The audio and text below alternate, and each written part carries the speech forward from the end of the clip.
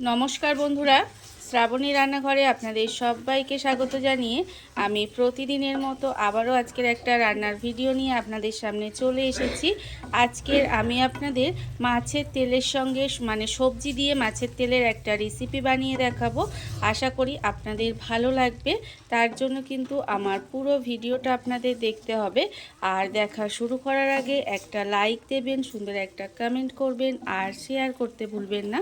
তাহলে চলুন আজকের এই রেসিপিটা আমি কিভাবে বানিয়েছি সেটা আপনারা একবার দেখে নিন।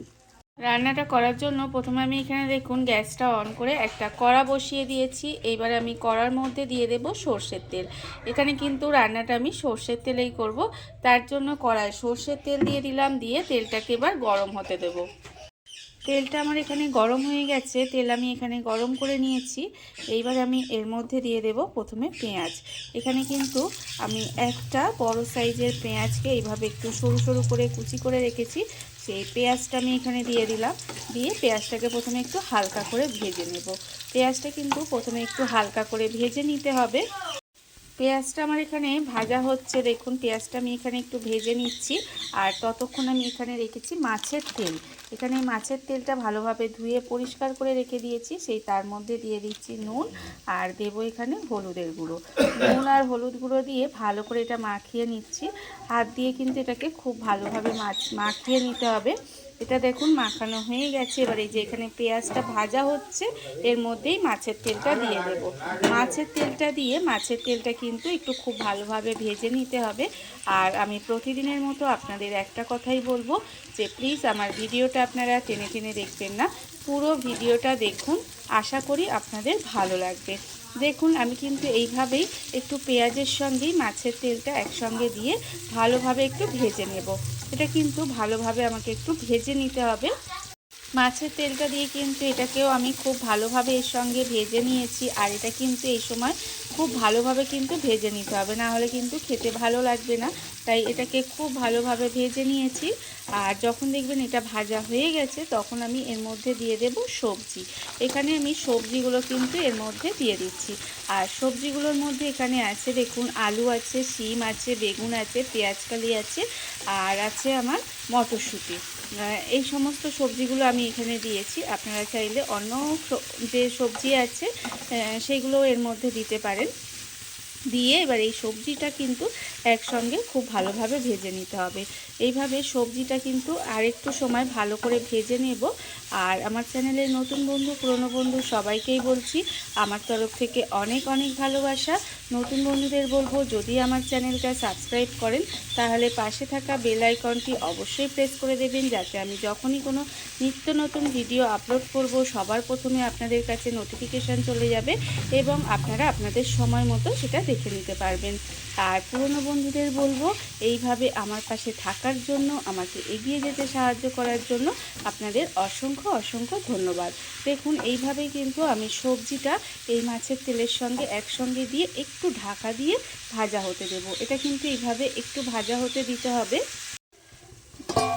ঢাকা দিয়ে দিয়ে আমি কিন্তু সবজিটা এখানে কিছুটা সময় ভেজে নিয়েছি। আর এই সবজিটা কিন্তু একটু এইভাবে ভেজে নিতে হবে। দেখুন এটা কিন্তু আমার ভাজা হয়ে গেছে। সবজিটা ভেজে নিলে তবে কিন্তু খেতে ভালো লাগবে। সবজিটা আমার এখানে ভাজা হয়ে গেছে। এবার আমি এর মধ্যে দিয়ে দেব টমেটো। এখানে কিন্তু একটা মাঝারি সাইজের টমেটোর আমি আধখানা টমেটো দিয়েছি। দিয়ে আবারও কিন্তু এটাকে একটু মিশিয়ে নেব। এইবার আমি এর মধ্যে দিয়ে দেব নুন।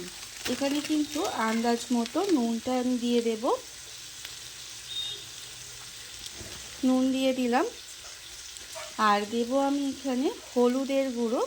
এখানে কিন্তু ঘরোয়া কয়েকটা মশলা দিয়ে আমি আজকের এই মাছের তেলের রেসিপিটা করছি, কিন্তু তাতেও কিন্তু খেতে ভীষণই ভালো হয় এই সবজি দিয়ে মাছের তেলের রেসিপিটা। দেখুন এখানে হলুদ দিয়ে দিলাম। আর দেব আমি এখানে লঙ্কার গুঁড়ো। ঝালের জন্য আমি এখানে লঙ্কার গুঁড়ো ব্যবহার করেছি। এখানে আপনারা কতটা ঝাল খাবেন সেটা বুঝে কিন্তু লঙ্কা গুঁড়োটা ব্যবহার করবেন। এইবারে এটাকে আবারও ভালো করে মিশিয়ে একটু কষিয়ে নিতে হবে। সব কিছু একসঙ্গে দিয়ে কিন্তু এটা খুব ভালোভাবে একটু কষিয়ে নেব।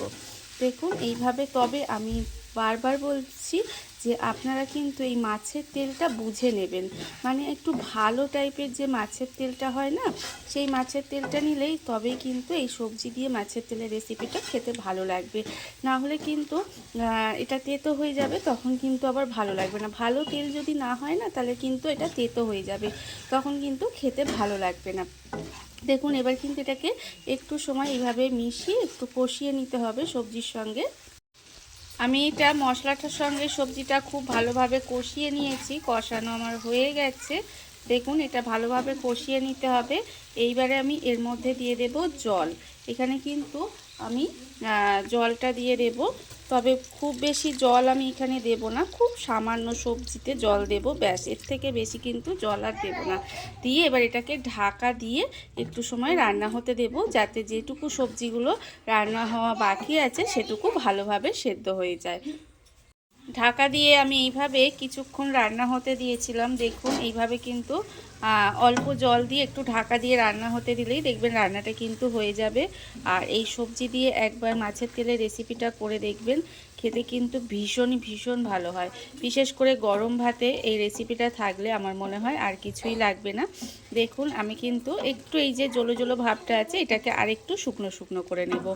এইভাবেই গ্যাসটাকে একটু লো টু মিডিয়ামে দিয়ে ঢাকা দিয়ে রান্না হতে দেবেন, তাহলে দেখবেন রান্নাটা হয়ে যাবে এবং খেতেও ভীষণই ভালো লাগবে। আর একটু সময় আমি এটাকে ঢাকা দিয়ে রান্নাটা হতে দেব। ঢাকা দিয়ে আমি আরেকটু সময় এইভাবে রান্না হতে দিয়েছিলাম, আর দেখুন রান্না কিন্তু হয়ে গেছে। এইবারে আমি গ্যাসটা অফ করে দেব আর আপনাদের পরিবেশন করে দেখাবো ঠিক কেমন হলো। দেখুন বন্ধুরা, বাড়িতে থাকা কত অল্প উপকরণে, কত অল্প সময়, কত সুন্দর একটা সবজি দিয়ে মাছের তেলের রেসিপি তৈরি হয়ে গেছে, আপনারা দেখতেই পেলেন। আর এটা কিন্তু খেতে ভীষণই সুন্দর হয়। এইভাবে আপনারাও একদিন হলেও বাড়িতে বানিয়ে দেখতে পারেন। আর এই ভিডিওটা যদি আপনাদের ভালো লেগে থাকে, আপনারা আমার সাথে থেকে আমার চ্যানেলটা সাবস্ক্রাইব করতে পারেন। তাহলে চলুন আজকের ভিডিওটা এই পর্যন্তই। নমস্কার।